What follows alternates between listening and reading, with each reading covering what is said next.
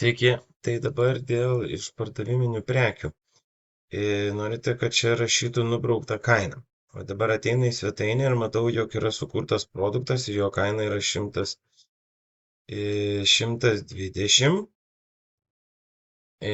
Tai mes einam jį didinti. Ir žodžiu, kur yra visa esmė.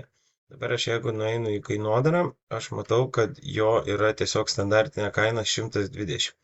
Tai nėra taip, kad jai padaryta arba, kaip čia pasakyti, sukurta specifinė kaina.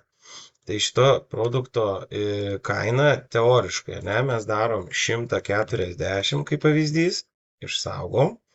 Ir yra tas dalykas, kad pridėti specifinę kainą. Kai aš pridedu specifinę kainą, čia viskas taip toliau, galiu padaryti nuo kada iki kada tą akciją, taikyti nuolaidą pradiniai kainai ir per 20 eurų.